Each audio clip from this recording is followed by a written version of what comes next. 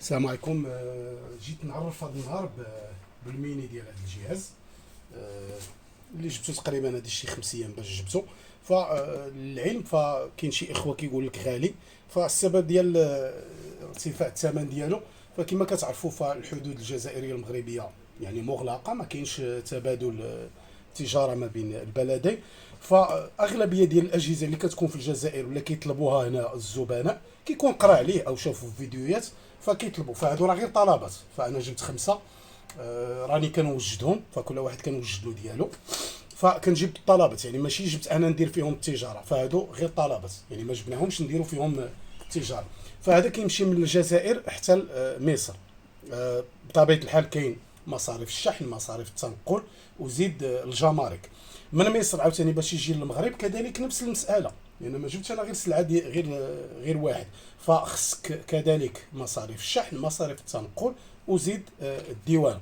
هذاك الشيء علاش كتلقاو شويه الثمن مرتفع. اما في الجزائر في بلاصتو راه رخيص. يعني مثلا اللي عنده شي شخص في الجزائر قبل النوفالير، الا تعقلوا على النوفالير اللي كنت كنجبدو، راه ما بقاليش، راه ما وما بقيتش كنجيبو نظرا للتكلفه العاليه.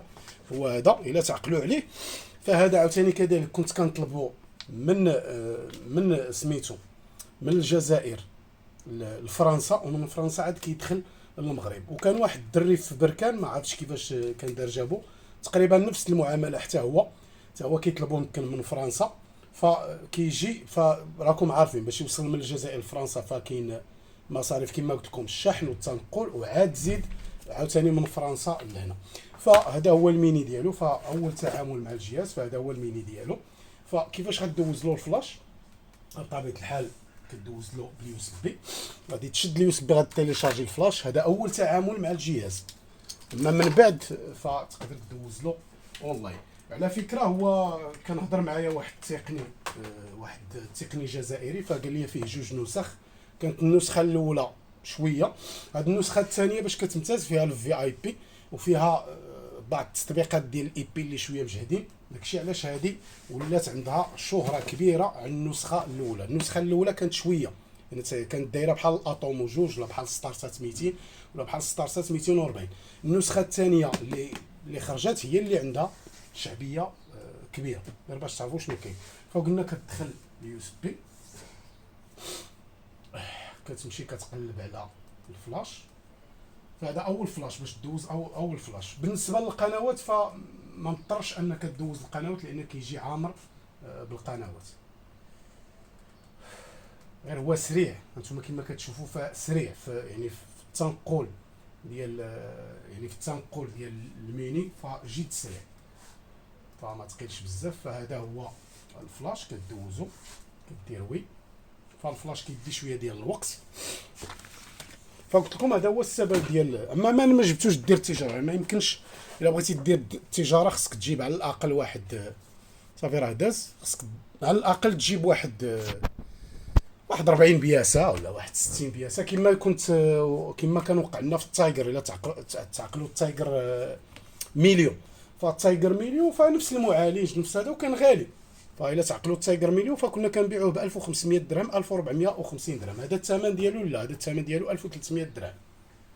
فهنا كيوصل للمغرب، فانا وصلني تقريبا بداك 1220 درهم باش وصلني هنا للمغرب، يعني من مصر. فهذا هو الثمن. صافي ملي كدوز فغتجي دوز كذلك من القنوات، فنفس القضيه. غير هي واحد القضيه، خص ضروري ضبط المصنع. فهاد ضبط المصنع شحال من واحد كينساها منين دوز لا ميزاجور، ضروري ضبط المصنع. كذلك من القنوات كتوقف على اليو اس بي، كتوقف عليها. اليو اس بي انا عندي عامر، داكشي علاش كتدي شويه ديال الوقت، وغدوز ملف ديال القنوات. يعني التعامل معاه ساهل. الميني هذا هو الشكل ديال الميني ديالو، هو هذا. فملف القنوات فانا عندي تقريبا عندي 2. فهما هادو ملف ديال القنوات، فكدوز واحد فيهم كدير اوكي وكيدوز. اما هو كما قلت لكم اصلا كيجي الملف ديال القنوات جاهز يعني فيه.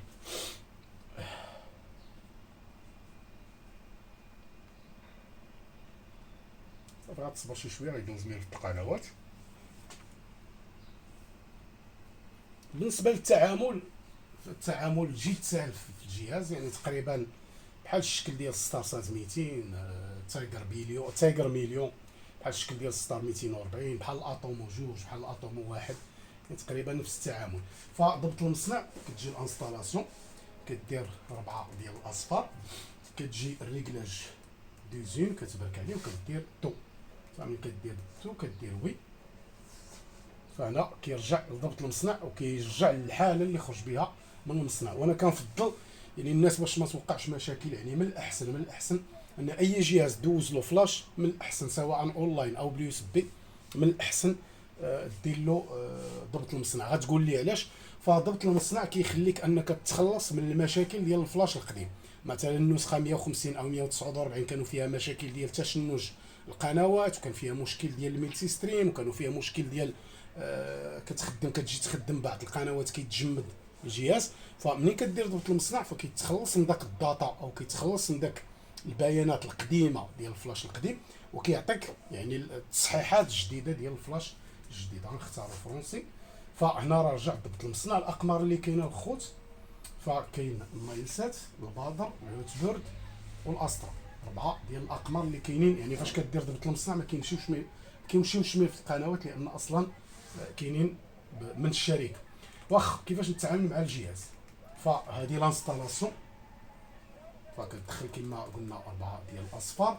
هنا باش تريقل، الا كانت عندك مثلا السويتشه الفوق، فعلى حساب السويتشه فين داير الاسترا وفين داير النايسات وفين داير البادر وفين داير كل قمر، كتختار الان ال بي ديالو. هنا غتخليها بطبيعه الحال تيب ان ال بي، غتخليها انيفيرس. لاليمونطاسيون اللي كتطلع للراس خصك تخليها ما بين 13 حتى 18 فولت باش تفادى بزاف ديال المشاكل. وهنا خلاص باش دير الريشيرش. هنا الميني ديال الباتش. بالنسبه للتفعيل ديال كتوقف على اي قناه وكتبرك على اف 1 3 الوحدات، اف 1 هي كتبرك عليها بالزربه، كتوقف على اي قناه كتبرك على اف 1 3 الوحدات وكيبان لك واحد طابل. بالنسبه للريغلاج، الريغلاج ديال السيستم، فانا كتختار اللغه، واش فرونسي واش عرب. اغلبيه كيختاروا فرونسي ولا اونغلي ولا عرب، المهم انا على حساب الكليان. هنا هادو هما اللغات اللي كاين. هنا لغه التعليق على حساب التعليق انت اللي باغي. لي سو تيتر باش بغيتيهم انت، شوف انت واش بالفرونسي ولا باش ما بغيتي. الاوديو ديجيتال باش تخدم لك القنوات يعني الصوتيات ديال القنوات الميلتي ستريم اللي كاينه في يوتي سات دبليو في 5 او في يوتي سات 9 او في اليوتي سات 21 او في الهيسباسات. فهذه اوديو ديجيتال غتردها ار ا دبليو، غتهبط لتحت غتلقى سون تيب غادي تردها دولبي ديجيتال. هنا كيقول لك سيليكسيوني لي شين اللي بغيتي يبدا بها الجهاز. يلا كتشعل الجهاز كتلقى داك القناه اللي باغيها انت. هنا باش يبانوا القنوات المشفره ينالون تيب ديال داك الطابلو ديال شين، واش سامبل واش لارج، واش يعمر لك الصوره كامله او سامبل يعطيك غير طابلو. من الاحسن اختار سامبل. ميزاجور اوتوماتيك خليها اوتوماتيك. هذه اللي عنده كونيكسيون ضعيفه يسدها. لو ميلتي ايماج يعني الا بغيتي تتفرج في اكثر من قناه كدير لها يا اخي. هذه مهمه.